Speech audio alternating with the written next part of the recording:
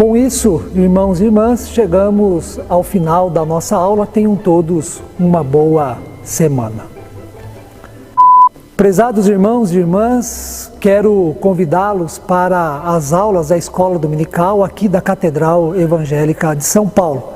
Igreja esta que é mãe do presbiterianismo aqui na cidade e também em todo o estado. As nossas aulas são transmitidas ao vivo, sempre aos domingos, a partir das 9h30. Nosso objetivo é compartilhar com vocês as riquezas do Evangelho de Cristo a partir de temas e assuntos relevantes para a nossa vida e para a nossa fé.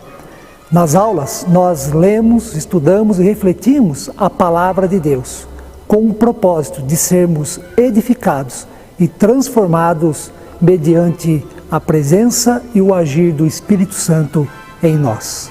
Contamos com vocês em nossas aulas da Escola Dominical.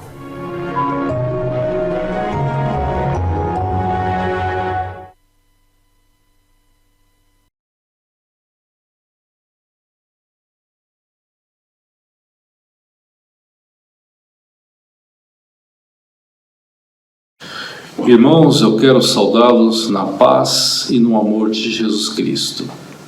Eu tive a honra de ser convidado para participar do curso Igreja Diaconal Amor em Ação, mais especificamente para desenvolver o tema Amar por meio da contribuição financeira.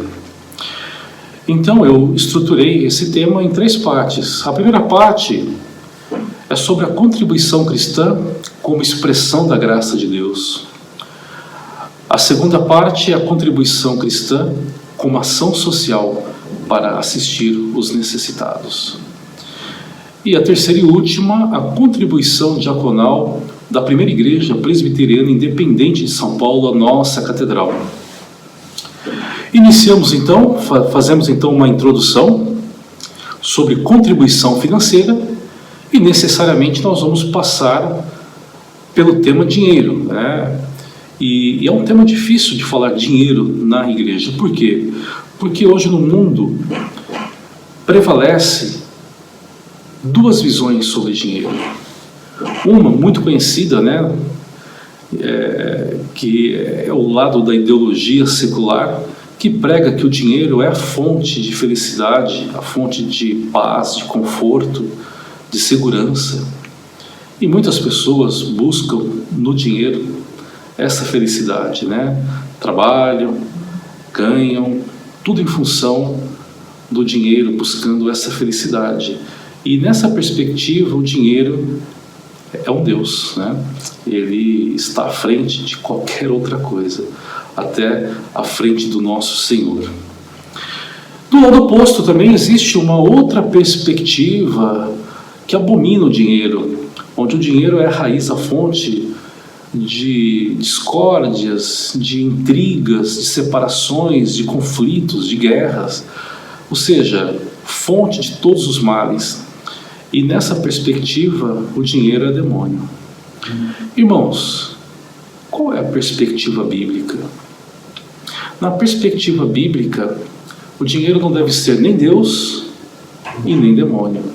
O dinheiro, ou os bens materiais, vamos assim dizer, eles são sementes que Deus confiou a nós, às nossas mãos.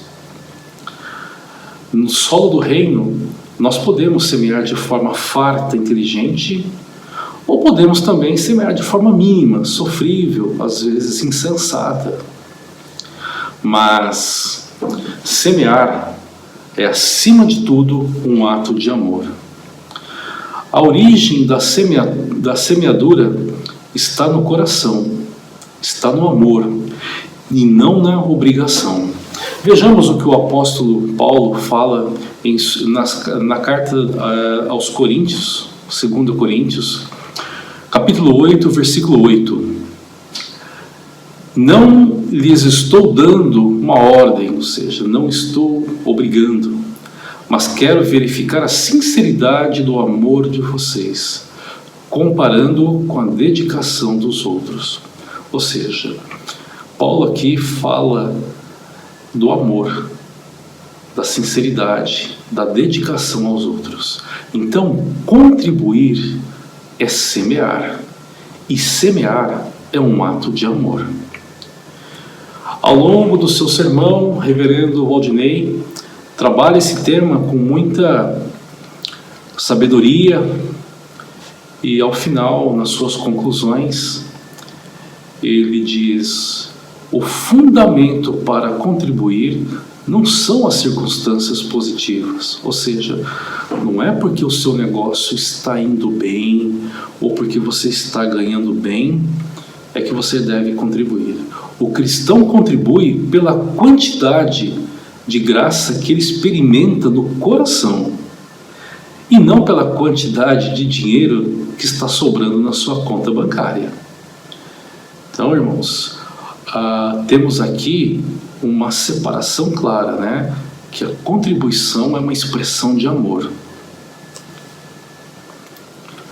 E no nosso relacionamento com Deus, no relacionamento do cristão com a riqueza, Jesus é muito claro. No livro de Mateus, capítulo 6, versículos 19 e 20, Jesus diz: não acumulem para vocês tesouros na terra, onde a traça e a ferrugem destroem, e onde os ladrões roubam e furtam, mas acumulem para vocês tesouros no céu, onde a traça e a ferrugem não destroem, e onde os ladrões não roubam e não furtam. Ou seja, Jesus está colocando aqui que nós devemos acumular tesouros celestiais e não tesouros materiais. Porém, a Bíblia não nos diz que nós não devemos ter os bens materiais ou que nós não devemos fazer provisões. Não é isso, é uma questão de perspectiva, é uma questão de onde você coloca o seu coração. A prosperidade, os tesouros e a riqueza, ela precisa ser endereçada, né, numa perspectiva correta. A perspectiva do cristão, né, a esperança e a confiança está na cruz, no amor de Cristo. Jesus diz: pois onde estiver o seu tesouro, ali também estará o seu coração. E quando nós colocamos a prosperidade, quando nós temos a nossa perspectiva, a nossa esperança, a nossa confiança na cruz, no amor, o nosso coração expressa isso em generosidade. Caso contrário, se o nosso coração estiver no dinheiro, possivelmente vai expressar em forma de ganância, né? De acumular cada vez mais. Certa vez, um empresário reuniu os seus funcionários e todo o seu corpo diretivo para trazer uma palavra de estímulo, né, para essa equipe, querendo ele que a empresa aumentasse o seu faturamento. E ele, ao final, diz o seguinte: olha, eu já fiz a minha parte, já trabalhei muito. Como diz o ditado popular, né? Eu já fiz meu pé de meia, eu estou garantido. Agora cabe a vocês correrem atrás. A gente sabe, no fundo, ele queria que os funcionários corressem atrás para ele acumular cada vez mais, né? Ou seja, essa é a perspectiva, né? Perspectiva de acumular bens materiais, dinheiro, na expectativa de que isso traga felicidade. Finalizando então essa introdução, a Bíblia fala da relação de Deus com o dinheiro em dois pontos. O primeiro, que é muito importante: toda riqueza pertence a Deus. Deus é o Criador. No livro de Salmos, no capítulo 24, versículo 1, diz o seguinte: do Senhor é a terra e tudo que nela existe, o mundo e os que nele vivem. Deus é o Criador. Deus é o proprietário de tudo que tem, de tudo que nós temos, inclusive de nós. No livro de Ageu também, o seu capítulo 2, versículo 8, diz assim: tanto a prata quanto o ouro me pertencem, declara o Senhor dos Exércitos. Um segundo ponto é que Deus tem um plano para esses recursos materiais. E Ele deposita essa confiança em nós, né? Filhos de Deus. O principal propósito consiste em suprir as nossas necessidades e de toda a nossa família. No livro de Mateus, capítulo 6, diz o seguinte: portanto, não se preocupem dizendo: que vamos comer, que vamos beber, que vamos vestir, pois os pagãos é que correm atrás dessas coisas. Mas o Pai Celestial sabe que vocês precisam delas. Ou seja, Deus sabe das nossas necessidades e Ele vai nos suprir com o pão nosso de cada dia, né? Quando Paulo também estava se despedindo da igreja de Éfeso, ele diz lá no livro de Atos, capítulo 20, vocês mesmos sabem que essas minhas mãos supriram as minhas necessidades e dos meus companheiros. Então, Deus coloca o recurso nas nossas mãos para a gente suprir as nossas necessidades materiais, toda a nossa família. Um segundo ponto também do propósito de Deus é que Deus quer abençoar pessoas pelo nosso intermédio. No livro de Romanos diz, lá no capítulo 12, versículo 13, diz o seguinte: compartilhe o que vocês têm com os santos em suas necessidades, pratiquem a hospitalidade. Em Gálatas 6 diz, portanto, enquanto temos oportunidade, façamos o bem a todos, especialmente aos da família da fé. E um terceiro propósito é que Deus coloca nos nossos corações a necessidade do sustento da sua obra, do seu evangelho, o que fazemos isso por meio das nossas contribuições regulares e sistemáticas. Então, Deus tem propósitos com os recursos. Deus quer que a gente semeie com amor. E o propósito é para que supra as nossas necessidades, para que ajude o próximo e que contribua na expansão do seu reino. Graça e contribuição são duas coisas que andam juntas, né? Porque quando Deus derramou sua graça, quando Deus concedeu a sua graça sobre as igrejas da Macedônia, os irmãos puderam sentir a presença do Espírito Santo, o amor de Deus, de tal forma que eles contribuíram, insistiam na contribuição de uma maneira espontânea. Eles persistiam para participar do privilégio de ajudar aquelas pessoas que estavam necessitando, que eram os judeus cristãos da Judéia. Então, irmãos, graça e contribuição andam juntas. E quando você tem esse momento tão importante, né? Isso se expressa na generosidade, né? O que é a generosidade?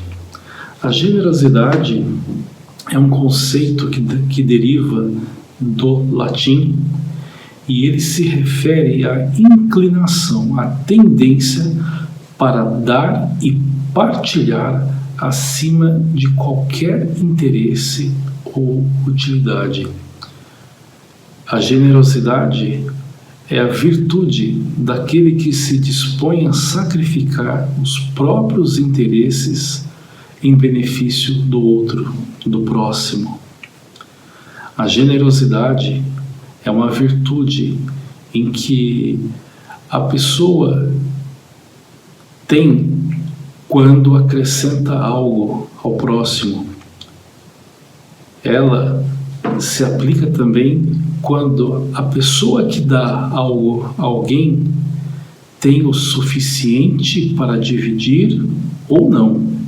É bem aqui o caso dos irmãos da Macedônia. Eles não tinham o suficiente, mas mesmo assim eles queriam partilhar. Isso é generosidade. E a generosidade brota do amor, né? Do derramamento da graça de Deus sobre as nossas vidas. Às vezes a gente se depara, né, com a palavra generosidade, né, num conceito mais de abundância, né, de quantidade excessiva. Olha, eu dei de uma maneira generosa, ou seja, eu dei, eu ofertei, eu concedi de forma generosa, ou seja, em grandes quantidades. Mas aqui, irmãos, a generosidade tem o significado de desprendimento. Desprendimento. Ou seja, quando você partilha com o próximo, mesmo não tendo o suficiente, você só faz isso se você tiver, somente se você tiver esse desprendimento do seu coração, né? E a igreja da Macedônia, se nós tivéssemos que aqui fazer um resumo, né, usar uma imagem, talvez a gente pudesse usar essa imagem, né, de 3 afluentes que convergem para o rio ou para o lago da generosidade, né? O primeiro é que na severa tribulação e na extrema pobreza, os irmãos da Macedônia tinham grande alegria. Ou seja, na situação adversa, eles eram alegres. Eles contribuíam além do que podiam. Um outro rio. E um outro rio. Eles suplicavam insistentemente o privilégio de participar dessa contribuição. Então, esses rios, né, vão desembocar num grande rio, num grande lago, que seria a generosidade.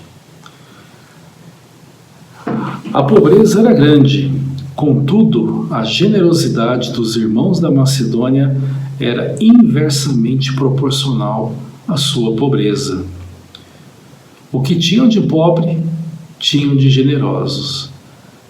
Irmãos, somente a graça de Deus pode fazer isso. Somente a graça. E no versículo 1 diz que do capítulo 8 de 2 Coríntios fala que Deus concedeu a graça, Deus derramou a sua graça, a sua bênção sobre aquele povo, de tal forma que os seus corações foram alcançados e eles tiveram esse privilégio de contribuir. Tem um autor desconhecido, né, também, que eu achei bem interessante. Ele fala que a generosidade não depende da riqueza material. A matéria-prima da generosidade é simplesmente o amor, né? Então, irmãos, esse capítulo onde Paulo descreve, né, sobre a generosidade dos irmãos da Macedônia para exortar a igreja de Coríntios, a gente pode ver que a graça de Deus abundou, a graça de Deus caiu, a bênção de Deus sobre as igrejas da Macedônia, de tal forma que o povo da Macedônia expressou isso em forma de generosidade com aqueles que precisavam. E esse derramamento e essa generosidade do povo reflete a generosidade de Deus.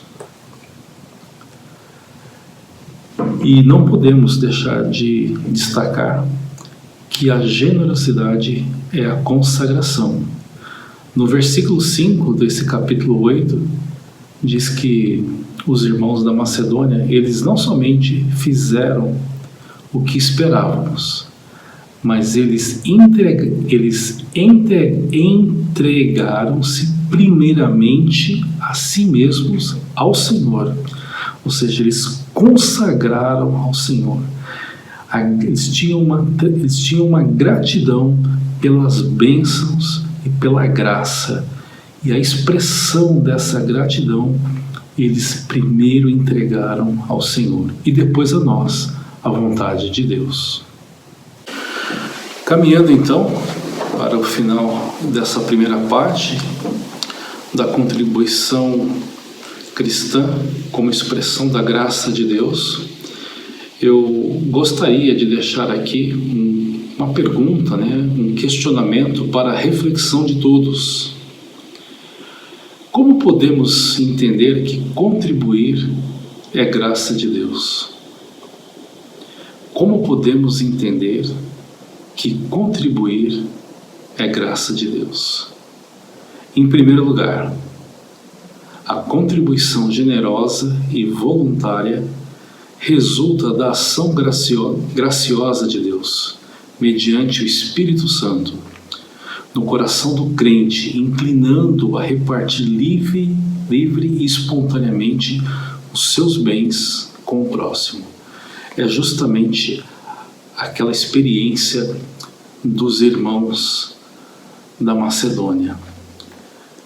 Deus concedeu a graça, Deus derramou a sua graça sobre aquelas igrejas, a tal ponto que os corações foram alcançados pelo Espírito Santo e eles puderam contribuir, mas contribuíram com amor, com generosidade, porque eles sentiram a presença do Espírito Santo na vida deles.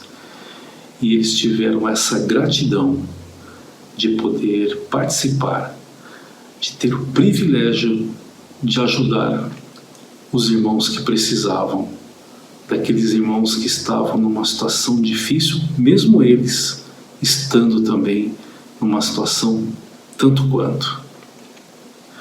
O segundo ponto é que a contribuição é graça no sentido de ser um privilégio que Deus nos concede de abençoar pessoas por meio dos bens que Ele nos deu. Ou seja, Deus, o Criador, a tudo Ele pertence. E Deus nos concede esses bens para que a gente tenha o privilégio de dividir, de repartir, de partilhar com o próximo, com aqueles que precisam. Então, irmãos, é graça por ser um privilégio que Deus nos concede de repartir com o próximo. E um terceiro ponto, que a contribuição é graça porque Deus nos permite participar com Ele do sustento e do cuidado do seu povo, como filhos, como sensíveis às causas sociais, sabendo que Deus nos abençoa ricamente, nos dando uma vida digna. Cabe a gente dividir aquilo que a gente tem com o próximo. Então ela é graça porque Deus permite, a gente tem esse privilégio de participar com Ele do sustento do seu povo. Amém, irmãos.